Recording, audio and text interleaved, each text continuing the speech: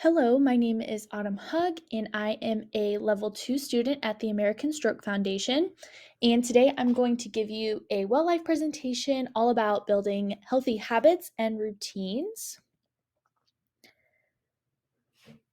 So take a second and think about what is a habit, or how would you define the word habit? A habit is a settled or regular tendency or practice, also known as a routine of behavior that is repeated regularly and tends to occur subconsciously. So it's something that you do repetitively, typically on a schedule or at the same time. And it's something that after you developed it, you don't have to think about it. It just occurs naturally and you do it subconsciously or without thinking about it. Typically, habits are really hard to give up, and they can be either health promoting, so a healthy habit, or it can be harmful to your body.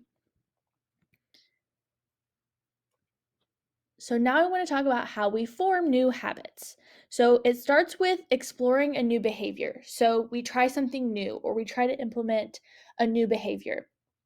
Eventually, as we repeat that behavior, a feedback loop forms in our brain. So that behavior gets chunked with other activity that's going on in our brain.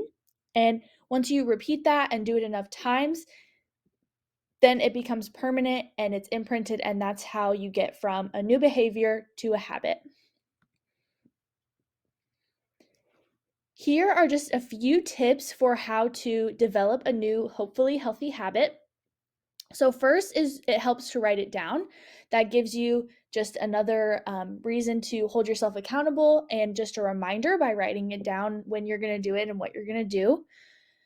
Be specific. So, for example, eating healthier is a pretty vague and general habit that you want to implement. So, it needs to be something that's more specific and more easily measured.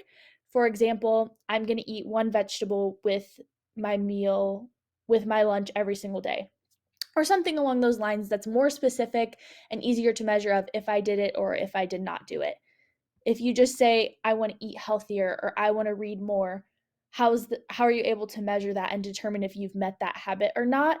You're really not, because it's too vague, and what eat better or eat healthier means to me might be something different for you or for someone else. So make sure that your goal is very specific and measurable of yes, I did it, or no, I didn't do it.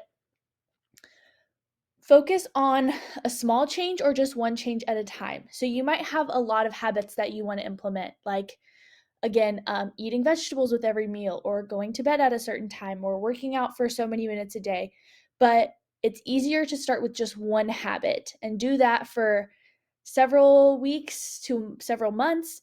Try that behavior, and once that behavior becomes a habit, then you can try to implement something else. But at first, forming a new habit can be very conscious. It requires a lot of dedication, time, and effort and motivation. So focus on just changing one small thing at a time. And then once you've built that new habit, then you can add in something different. Make sure that you reward yourself. So measure your progress and then reward yourself. So keep track of how you're doing with your habit every day or every week, whatever that might be for you.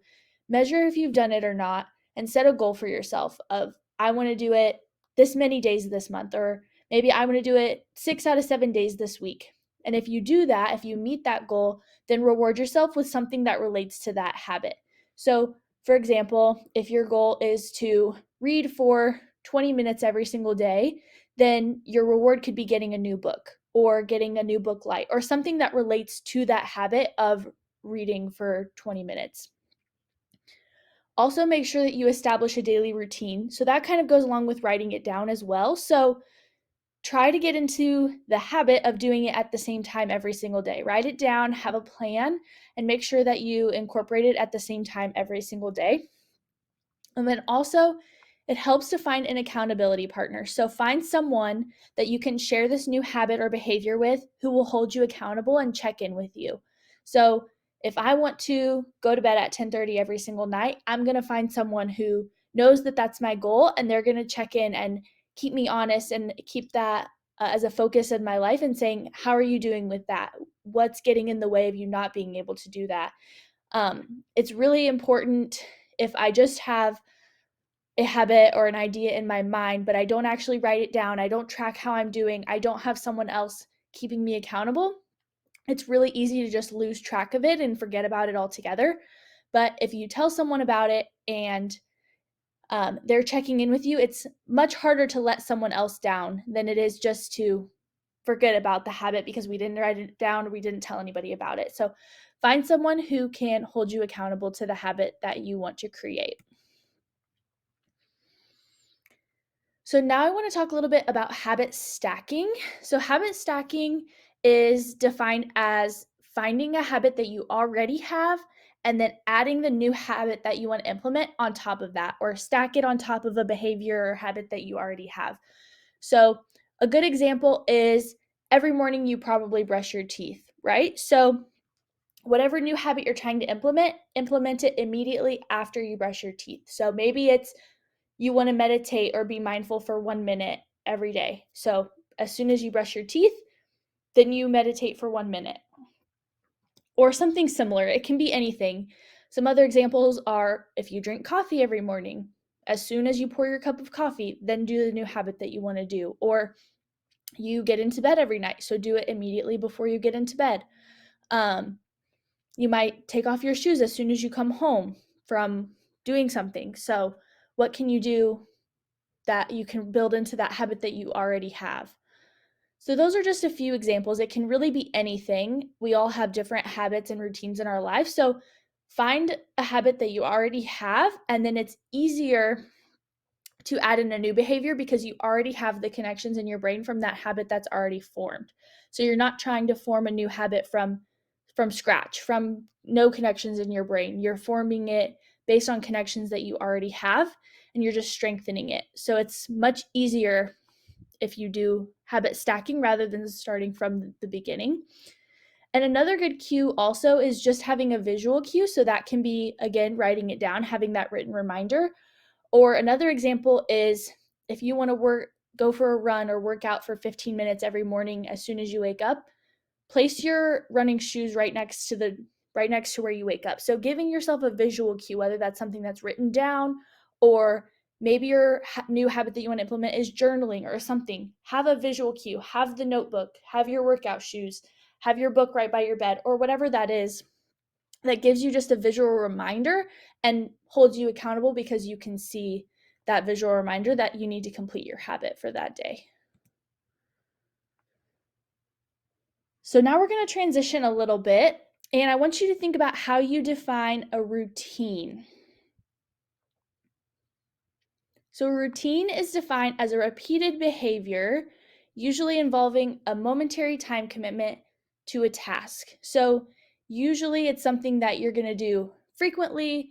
You have to be intentional about it. So you have to, again, write it down, have that scheduled, schedule out your day, whatever that, or week or month, whatever that might be, and have that routine. So something, again, that you do repeatedly, usually at the same time. So, what's different about a routine from a habit is that a habit is going to require more effort and more conscious thought to implement it. It's something that you can change, right? So, if you have a scheduled day and something comes up, you can change that routine more easily.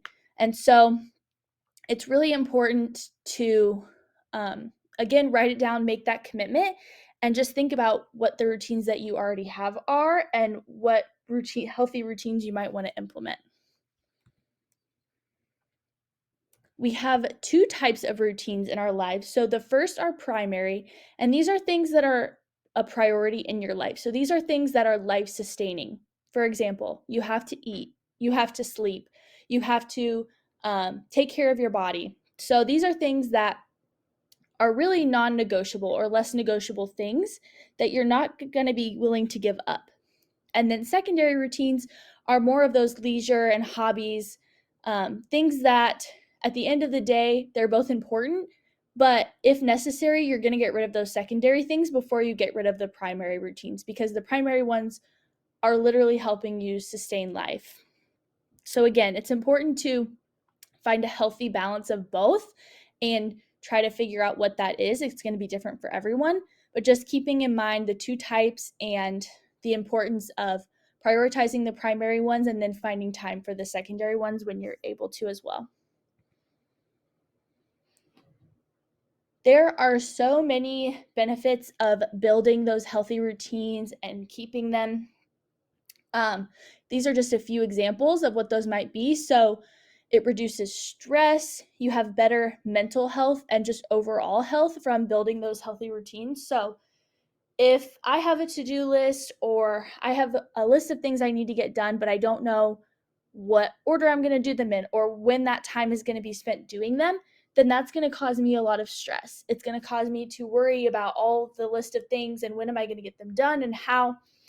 But if you can write it down, make a schedule, build a routine around it, then you don't have to spend that extra energy and brain power stressing about when it's all going to get done or how it's all going to get done. So that's how it can reduce stress and provide better mental and overall health as well. Also, you get better sleep. So we know from research that you get better sleep if you go to bed at the same time every night and wake up at the same time every morning. So build that routine of when you're going to go to bed and when you're going to wake up. And as you build that habit and that routine, then you're going to have better sleep overall. Also, going back to just freeing up what your brain is capable of by getting rid of the stress of thinking about everything you need to do, it allows you to spend your time actually doing what you need to do, leading to higher productivity, also leading to more time to be creative and think outside of the box because you're not stressing about all the things that you need to get done. And also, it helps you break down your goals into smaller steps. So, for example, if you have that habit that you want to do, you might have small steps that you're going to take to get there, or things that you're going to do each and every day to try to reach a bigger goal. And so, breaking that down, writing it down, how you're going to incorporate that into your everyday routine can really help you to reach that overall goal that you might have.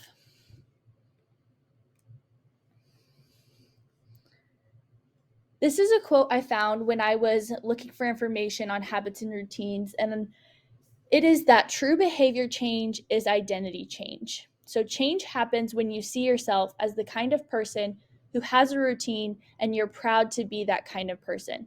So, for example, the habit that you might be implementing is that you want to go to sleep at the same time every night and you want to wake up at the same time every morning. So, the overall identity change is that you are someone who prioritizes sleep and wants to be healthier. Or maybe your goal and your habit that you're going to implement is working out for 10 minutes every single day.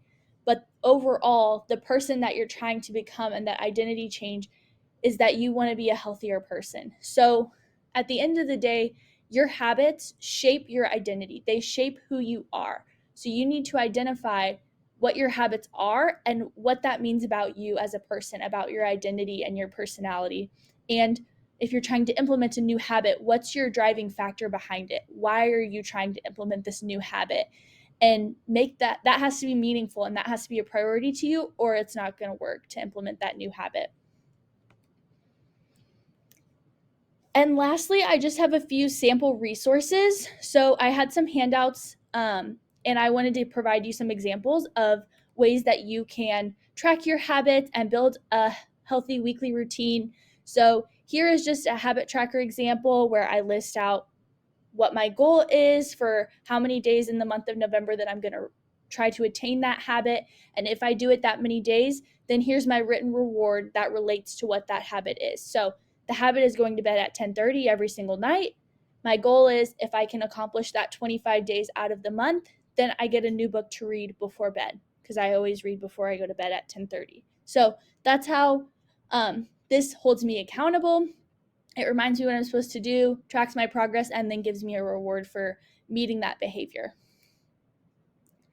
And then this is an example of what a weekly routine might look like. So this is very easily customized to what your schedule and routines might look like because they look different for everyone. But here's a good example of just having everything written out. This is my routine. I'm going to do this. This is what every single Monday looks like. This is what every single Tuesday looks like, etc. And just writing them down, building those healthy routines. So, like I said, those are just a few examples. Everybody's is going to look different. But But yeah, here are my references and resources. Please feel free to reach out if you have any questions on building healthy routines and habits. Thank you.